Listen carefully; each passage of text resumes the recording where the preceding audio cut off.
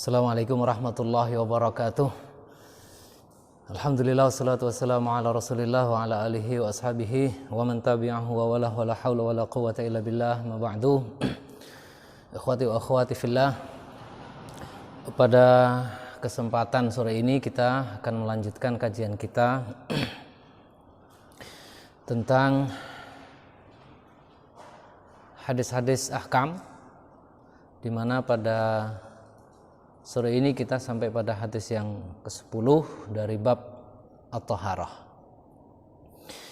Bismillahirrahmanirrahim. Hadis yang ke-10 ini diriwayatkan dari Anas bin Malik radhiyallahu taala anhu qala: Jaa'a a'rabiyyun fabala fi ta'ifatil masjid fazajarahu an-nasu fanahahumun nabiyyu sallallahu alaihi wasallam. Falamma qada baulahu amara nabiyyu sallallahu alaihi wasallam bidhanubin min ma'in fa uhriqa alaihi, muttafaqun alaih. Hadis ini diriwayatkan oleh Anas ibnu Malik radhiyallahu taala anhu berkata. Jadi Anas bin Malik di sini menceritakan kisah yang beliau saksikan di masa Nabi Shallallahu Alaihi Wasallam. Apa kisahnya? Yaitu pada satu ketika ada seorang A'rabiyun. Jadi A'rabiyun itu adalah sakinu al-badiyah. Sakinu al-badiyah. Jadi penduduk Arab yang tinggal di badiyah. Badiyah itu tempat yang jauh dari kota atau kerumunan orang atau perkampungan yang permanen. Nah, nisbat kepada badiyah ini adalah Badawi. Nah, kemudian di dalam bahasa Indonesia itu diserap, kemudian bisa kita sering ucapkan dengan kata Badui. Badiyatun, badawiyun. Jadi orang yang tinggal di badiyah.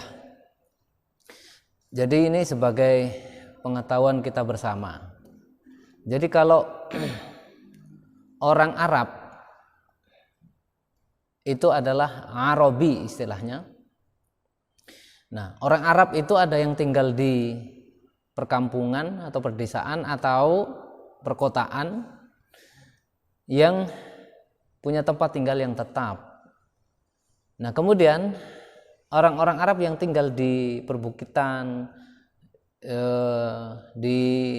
tidak punya tempat tinggal yang tetap, bisa dia berpindah-pindah mengikuti ketersediaan makanan, baik untuk orang-orang maupun ketersediaan makanan dari binatang atau ternak yang dipelihara atau digembala, sehingga berpindah-pindah. Atau istilahnya itu adalah penduduk nomaden. Jadi dia berpindah-pindah, itu A'rabi. Nah, tentu saja lingkungan seseorang itu membentuk budaya, membentuk kebiasaan. Jadi bisa jadi kebiasaan yang ada di perkampungan perkotaan itu berbeda, dan ini bisa dipastikan berbeda dengan kebiasaan orang-orang yang tinggalnya itu berpindah-pindah tempat. Kalau orang yang tinggal di satu perkampungan yang menetap, dia, kalau kita melihat era modern sekarang ini, ya semuanya sudah dirancang sedemikian rupa, di mana dia harus buang air, di mana naruh tempat kamar tamunya, di mana dapurnya, di mana tamannya, di mana tempat pelihara ternaknya kalau dia punya ternak. Itu tempat yang permanen, tetap tidak berpindah-pindah. Kebiasaan keseharian juga berbeda-beda. Ya, kalau orang yang berpindah-pindah mungkin rumahnya juga tidak permanen, mungkin pakai tenda atau pakai apa. Ya. Nah, yang datang ke Madinah pada saat itu adalah A'rabi yang punya budaya dan tradisi yang berbeda dengan orang-orang yang tinggal di Madinah pada saat itu. Kata Anas bin Malik, ja'a Arabiyyun fabala fi ta'ifatil masjid. Satu ketika datang seorang Arabi, seorang Badawi ini, kemudian apa? Fabala fi ta'ifatil masjid. Kemudian dia kencing di pojokan masjid. Nah, kencing di masjid, ya, di dalam masjid. Dan kemudian meskipun itu di pojokan, itu kalau menurut tradisi dan kebiasaan orang yang tinggal di perkampungan, tinggal di perkotaan, ini sesuatu yang aneh. Tetapi kalau cara pandang kita, ya bukan hanya aneh, tapi mungkin bisa dianggap sebagai pelecehan atau dianggap sebagai penghinaan atau apa. Ya. Tapi yang jelas ini berangkatnya itu berangkat dari mungkin kita bisa sebut kepolosan. Jadi perbedaan budaya yang biasa sehari-hari dia lakukan dengan kebudayaan atau tradisi yang ada di masyarakat Madinah itu berbeda dan itu tidak diketahui. Nah, kalau orang Arabi tinggal di perbukitan, tinggal di yang tidak permanen, yang dia di gurun gitu ya, itu barangkali kalau orang kebelet pipis itu dia tidak punya WC, tidak punya kamar mandi, tidak punya toilet, tidak punya sesuatu yang permanen begitu. Jadi kalau mau buang air, ya dia minggir saja dari keramaian orang, kemudian dia buang di situ. Nah, ini juga kita memandangnya karena Badawi ini orang yang kita tidak menyebutnya tidak berbudaya, cuman berbeda budaya dan tradisinya. Semua orang itu berbudaya, cuman budayanya itu dipengaruhi oleh kehidupan dan alam mereka. Ya.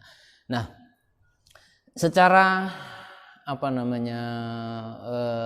budaya juga, ya, manusia itu kan sebenarnya memiliki tempat-tempat atau hal-hal yang di dalam hidupnya itu dianggap atau dinilai lebih mulia, lebih terhormat dari tempat-tempat yang lain. Nah, kita ini secara norma, secara budaya, kita itu menempatkan tempat ibadah, masjid kalau orang Islam, itu berbeda di dalam diri kita, di dalam batin kita, di dalam keyakinan kita, itu berbeda dengan rumah, berbeda dengan lapangan bola, berbeda dengan lapangan olahraga, berbeda dengan taman. Sehingga masjid itu diperlakukan dengan perlakuan tertentu yang tidak sama, dengan kita memperlakukan lapangan bola, kita memperlakukan mungkin kamar kita sendiri. Kita di dalam hati kita, di dalam keyakinan kita memandang bahwa masjid itu tempat yang lebih mulia di dalam diri kita. Dan saya yakin bahwa di agama-agama yang lain juga seperti itu. Jadi ada tempat-tempat tertentu itu yang dianggap khusus. Kalau bahasa mudahnya itu tempat suci. Ya. Meskipun nanti pengertian definisi suci antara agama satu dengan yang lain itu bisa berbeda. Nah, intinya yang jelas di dalam kehidupan manusia itu ada tempat-tempat yang istimewa, yang berbeda dengan tempat-tempat yang lain sesuai dengan atau berdasarkan dengan keyakinan yang dimiliki. Kalau orang Islam disebut dengan keimanan. Nah, keimanan itu kan munculnya kan dari informasi-informasi wahyu, kemudian masjid itu sesuatu yang luar biasa, dia tempat bersujud, dia tempat dan seterusnya. Nah, ini seorang Badui datang ke tempat yang dianggap atau dipandang atau diyakini mulia oleh orang-orang Madinah. Apa yang dia lakukan? Fabala fi ta'ifatil masjid. Maka si Arabi tadi itu kemudian kencingnya di masjid. Nah, orang yang sudah terbiasa memuliakan masjid, yang meyakini bahwa masjid itu tempat yang mulia, yang lebih terhormat, yang istimewa, kemudian ada orang yang kemudian kencing di situ, kira-kira bagaimana? pasti reaksinya itu luar biasa. Reaksinya luar biasa. Mungkin ada yang menganggap, wah ini penghinaan, wah ini pelecehan, wah ini macam-macam, ini merendahkan. Ini kan min sya'airillah, di antara tanda-tanda syiar-syiar Allah, masa dikencingi, masa masjid atau masjid dikencingi dan seterusnya. Nah, padahal kalau kita bisa melihat secara utuh, secara wawasan yang lebih luas, dengan cara pandang tadi itu, bahwa manusia itu karena kepolosannya, karena keterbatasan pengetahuannya, bisa jadi dia tidak memahami budaya di mana dia baru datang di situ, di mana dia baru belajar di situ. Nah, mestinya sebagai orang yang mengerti itu tidak akan gini. Tetapi biasanya apa? Yang muncul reaksi pertama, ada orang kencing di masjid. Apa yang terjadi? Mungkin sama dengan kita kalau sekarang. Fazajarahun nasu, maka orang-orang itu kemudian menghardiknya. Wih, gimana itu? Mungkin kalau bangsa zaman sekarang bahasanya, wih, kau kencing di masjid, ini pelecehan dan seterusnya, penghinaan ini dan seterusnya. Ya, muncullah seperti itu. Bahkan di dalam beberapa riwayat itu ada yang sampai mengancam, oh tak bunuh kamu nanti, malah ini pelecehan, ini bisa masjid kok dikencingi. Nah, ini juga kadang-kadang kita mungkin juga harus pahami, di masyarakat kita juga itu kan macam-macam latar belakang budaya, latar belakang fungsi-fungsi di dalam masyarakat. Ya, fungsi-fungsi di dalam masyarakat. Cara berpakaian kadang-kadang berbeda. Jangan kita kemudian mudah mengatakan, oh masuk masjid kok begitu, masuk masjid kok begini, kok pakaiannya begitu, pakaiannya. Ya, kadang-kadang ada orang yang misalnya kalau gampang saja, di beberapa tempat itu misalnya pegawai hotel, misalnya pegawai hotel itu kadang-kadang diberi seragam yang kalau menurut ukuran orang biasa, orang-orang yang bukan pegawai hotel, kadang-kadang terasa aneh, berbeda. Dia mungkin pakai sarung setengah, padahal kalau kita coba dalam kehidupan sehari-hari pakai sarung setengah, terus pakai apalah ornamen-ornamen atau aksesoris itu kan aneh. Nah, begitu masuk masjid kan dia terasa dipandang aneh. Ya jangan gampang komentar, wah itu masuk masjid kok pakaiannya seperti itu.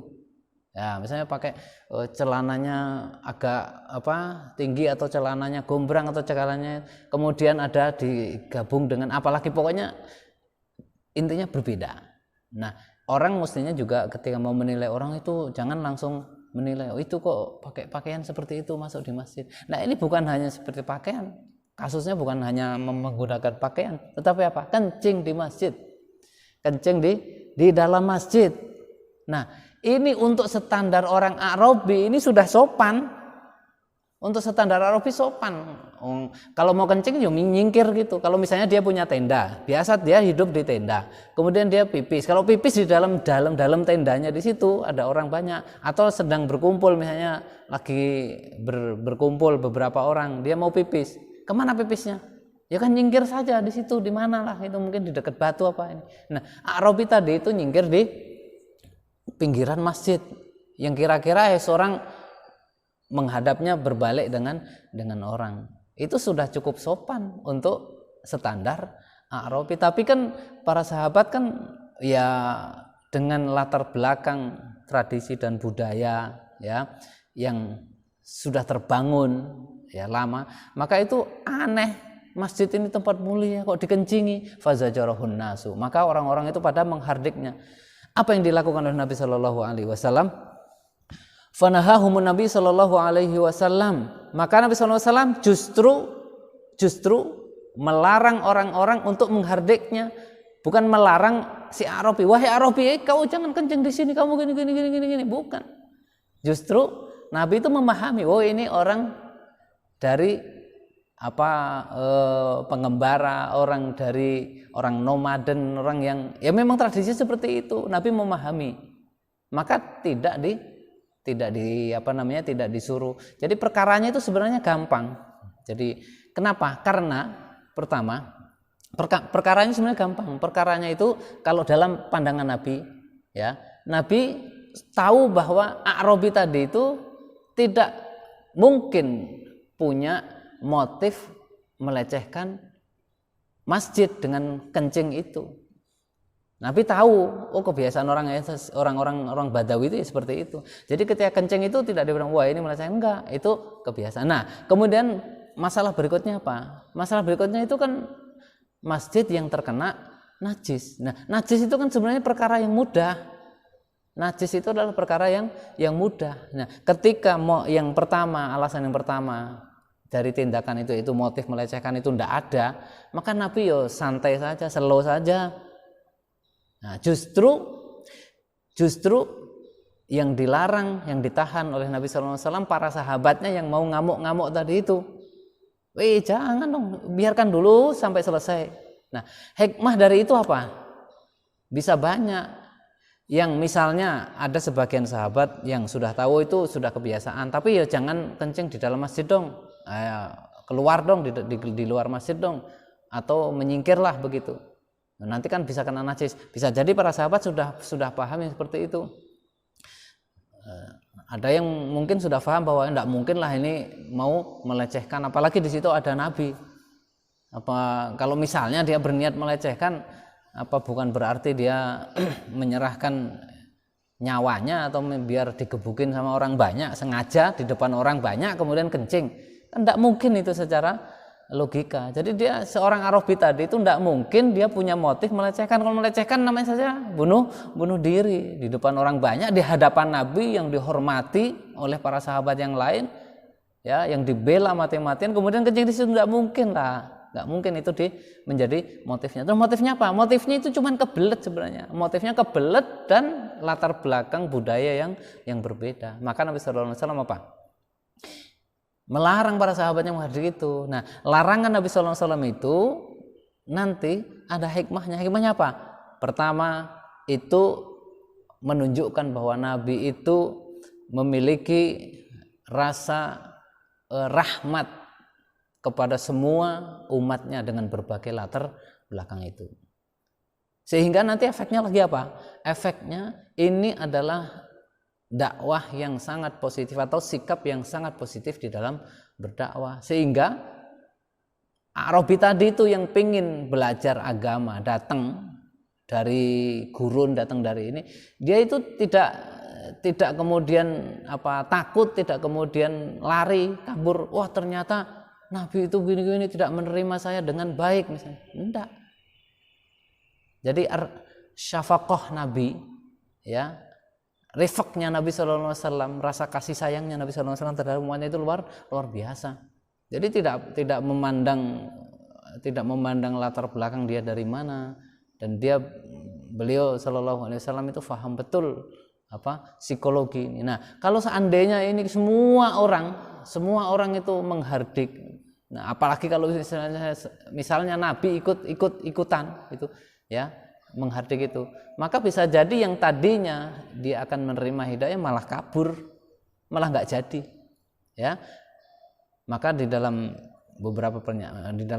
satu hadis Nabi SAW basyiru wala tunaffiru, kalian itu berikan kabar gembira. Jadi agama Islam itu agama yang menggembirakan, jangan menakut-nakutin. Basyiru wala tunaffiru, yassiru wala tu'assiru, bikinlah permudahlah, bikinlah mudah urusan itu. Wala tu'assiru, jangan bikin sulit urusan itu. Jangan malah yang sulit itu harus, atau yang mudah itu malah dipersulit, ya. Yang mudah itu dipersulit. Kadang-kadang ada, ya mungkin ini zaman dulu ya, atau nggak tahu sampai sekarang mungkin juga ada. Jadi itu kalau bisa dipersulit, kenapa dipermudah? Nah, itu jelas moto, slogan atau apa yang tidak Islami, ya. Maka Nabi sallallahu alaihi wasallam fanahahum Nabi sallallahu alaihi wasallam. Udah biarkan saja sampai selesai kencingnya. Hikmahnya apa? Secara psikologis A'rabi tadi itu terlindungi, merasa dikasihi oleh Nabi Sallallahu Alaihi Wasallam, bahwa agama ini adalah agama yang mengasihi. Ya. Kemudian apa? Kalau yang ditakutkan itu najis, maka ketika orang sedang kencing, dibentak misalnya atau dihardik, ya, itu kalau kencingnya terus keluar dan kemudian misalnya diseret, ya, maka yang tadinya dikhawatirkan masjidnya kena najis itu hanya satu tempat, karena ditarik-tarik maka bisa berceceran kemana-mana. Nah, jadi larangan Nabi SAW tadi itu Pak, jadi menfokuskan titik najisnya ya di satu tempat di situ. Jadi nanti cara membersihkannya itu lebih mudah daripada kalau seandainya ditarik kemudian lari atau keluar malah kencingnya terus. Nah, itu kalau seandainya ketika dihardik tadi itu A'rabi tadi terhenti kencingnya padahal sudah ngempet, itu bisa jadi mungkin sakit dikandung kemihnya itu. Nah, itu bisa jadi kalau menahan kencing dia sudah penuh, bisa jadi menyebabkan penyakit. Mungkin bisa, kalau penyakit sekarang sudah diberi nama, bisa kanker, bisa macam-macam lah, ya, bisa prostat, bisa macam-macam karena menahan air kencing. Karena takutnya kemudian berhenti, nah bisa sakit.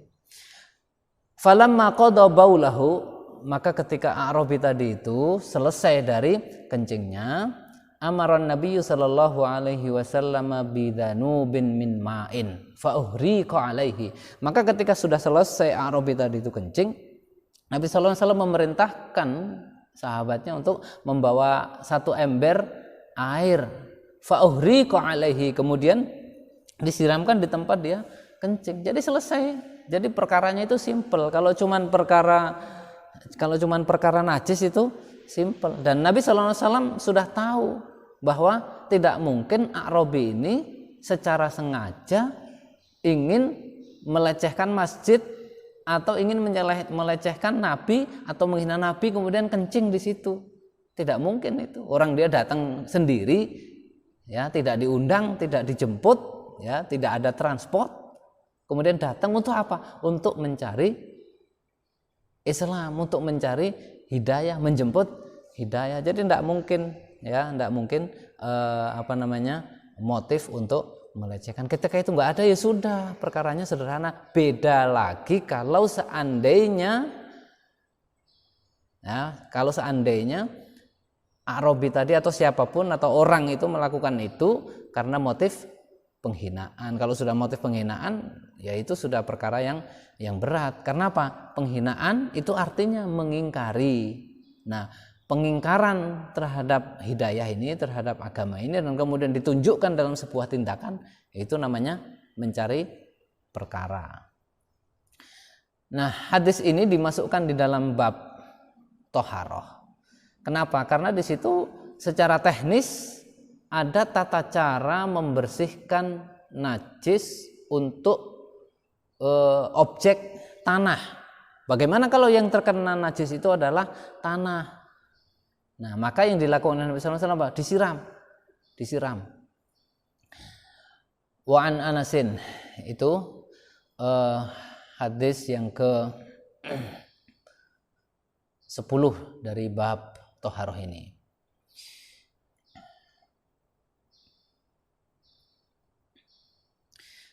Nah, di beberapa riwayat itu disebutkan siapa nama A'rabi yang datang itu, ya. Waqad warada tasmiyatuhu annahu Dzul Khuwaisirah al-Yamani. Jadi di beberapa riwayat itu disebutkan bahwa nama dari orang yang datang itu adalah Dzul Khuwaisirah al-Yamani, dari Yaman. Nah, tadi itu A'rab itu adalah sukanu al-badiyah, jadi orang yang tinggal di tidak di perkampungan, di luar perkampungan, artinya nomaden. Wa kana rajulan jafian, dan ini orang yang punya watak yang keras, temperamental, dan itu ya karena hasil dari interaksi dia dengan dunianya, dengan alamnya kan gitu. Jadi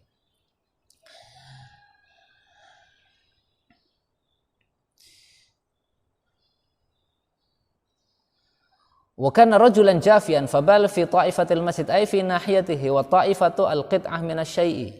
Jadi di pojokan masjid lah gitu. Fazajarahun nasu bizai fajimun wa fara'un bizai fajimin fara'in ay naharuhu, dihardik. Wa fil lafzin faqama ilaihin nasu liyaqa'u bihi. Di beberapa lafaz riwayat hadis ini faqama ilaihin nasu, maka orang-orang pada berdiri liyaqa'u bihi, ya untuk menjatuhkannya atau untuk menariknya. Wa fi ukhra faqala ashabu Rasulullah sallallahu alaihi wasallam, di dalam riwayat yang lain para sahabat Nabi sallallahu alaihi wasallam itu berkata mah itu ya maksudnya kata-kata kalimat untuk menahan orang supaya menghentikan itu, ya. Fanahahum Rasulullah sallallahu alaihi wasallam biqaulihi lahum ta'uhu, kata Nabi sallallahu alaihi wasallam, ta'uhu, biarkan dia. Wa fil lafzin la tazrimuhu, jangan dihardik. Falamma qada baulahu amara Nabi sallallahu alaihi wasallam bidzanubin bi fathi dzali al-mu'jamati fanunin akhiruhu muwahhadatun wa hiya ad-dalwu al-mal'anu ma'an. Dan Nabi sallallahu alaihi wasallam setelah selesai itu memerintahkan untuk mengambil seember penuh air, ya. Jadi dzanub itu artinya ember yang penuh air.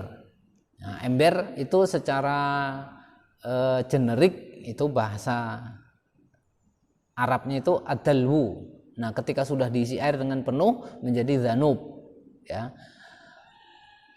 Wakila al-azimah artinya ember yang besar, min ma'in dari air. Ta'kidun wa illa faqad afatahu lafzu adz-dzanub. Jadi bidzanubin min ma'in. Jadi sebenarnya secara analisa bahasa, dzanub itu sendiri ketika disebut dzanub itu sudah ember berisi air yang penuh. Nah, kemudian di dalam lafaz hadis ini disebutkan bidzanubin min ma'in, maka ini bentuk taukid. Ya, atau gini juga, dzanub itu artinya ember yang penuh. Nah, penuhnya itu penuh dengan apa? Karena bisa penuh itu bisa dengan air, bisa dengan mungkin susu, bisa penuh dengan tanah atau apa. Nah,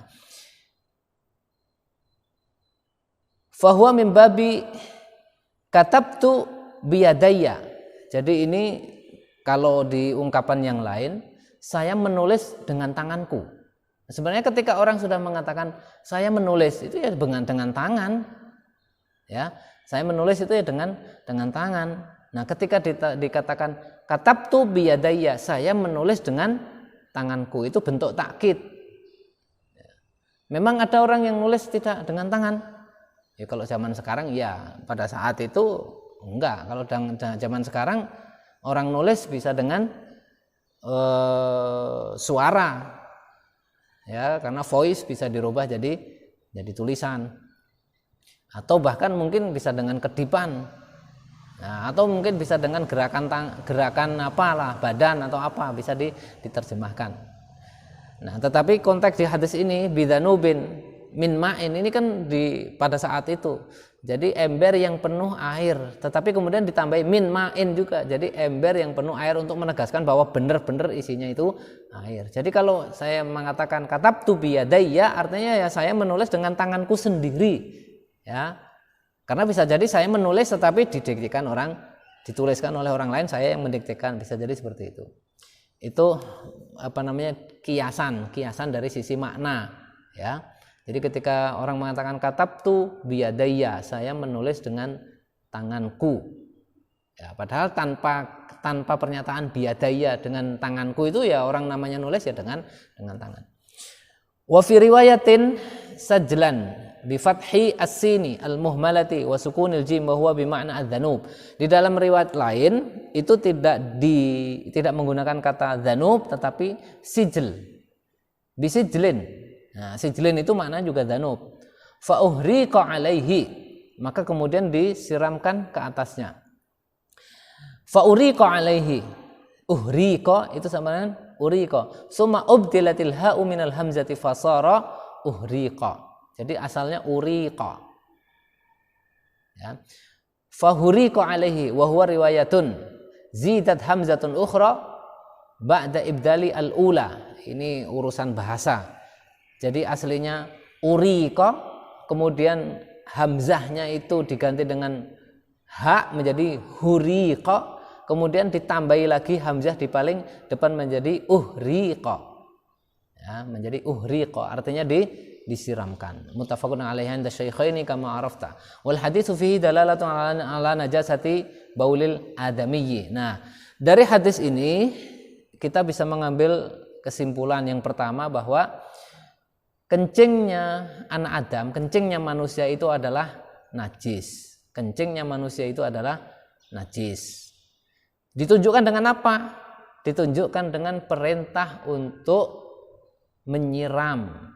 Karena di beberapa kesempatan yang lalu penggunaan air ya di dalam syariat itu karena ada dua sebab. Satu, untuk menghilangkan hadas. Hadas itu adalah kotoran batin ya, yang tidak hissi, dia maknawi kotorannya, kotor tetapi secara maknawi ya, bukan hissi, bukan fisikal kotornya ya. Jadi dipandang kotor, dianggap kotor atau diyakini kotor. Kemudian yang kedua, penggunaan air itu untuk menghilangkan najis, yaitu kotoran lahir atau fisik atau hissi. Jadi sesuatu yang tampak memang kotor, dia ada kotorannya. Nah, kotoran yang tampak itu ya sering juga saya sampaikan, kan ada tiga, benda itu punya tiga sifat: bau, rasa, dan warna ya.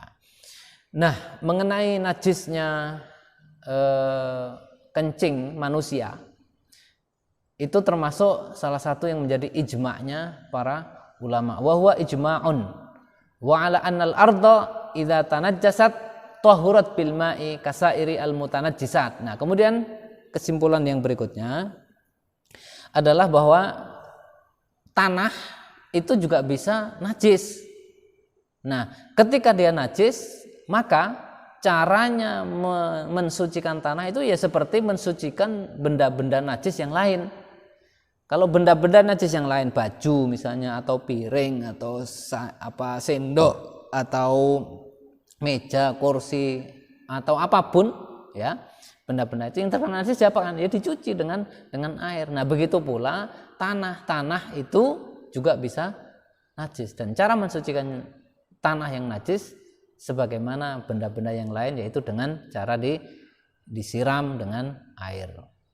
Wahal yujzi'u fi taharatiha ghairul ma'i. Nah, kemudian pertanyaan berikutnya, kalau benda-benda yang lain itu kan mensucikannya dengan air, baju terkena najis, gimana caranya mensucikannya?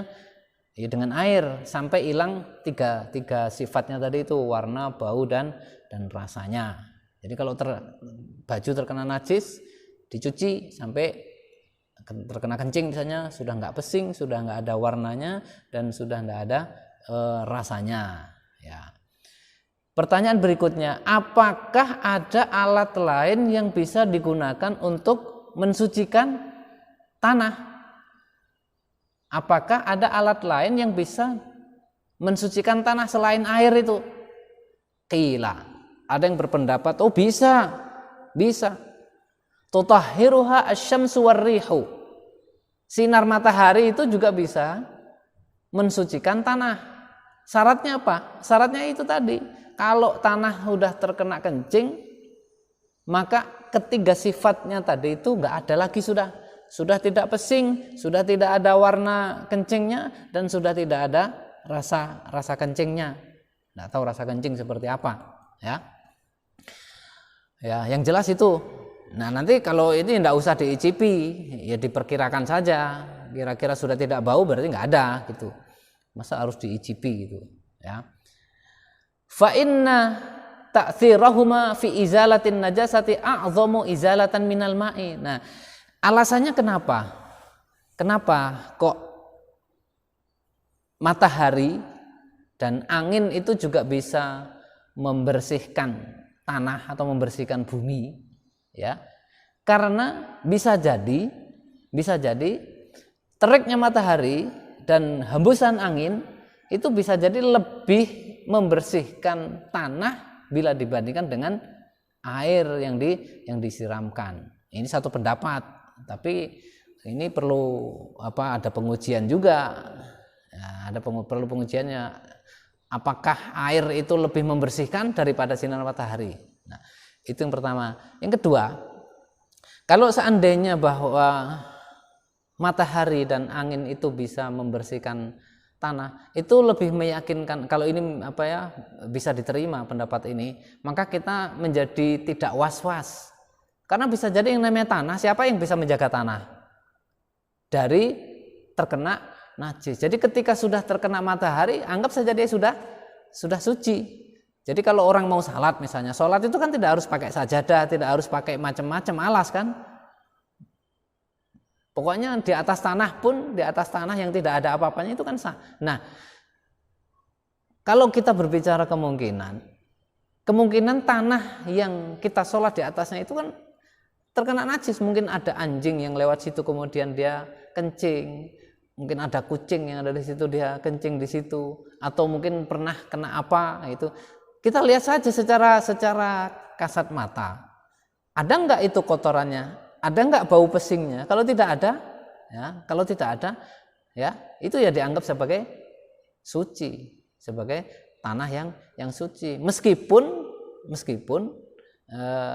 realitasnya tanah ini dulu pernah terkena kencing, tetapi karena sudah dikena sinar matahari, dia sudah hilang itu. Nah, itu jalan berpikirnya mengapa matahari dan angin itu dianggap juga bisa mensucikan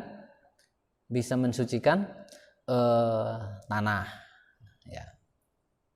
Nah, terus kalau bukan untuk tanah bagaimana? Ya mestinya kalau matahari dan angin itu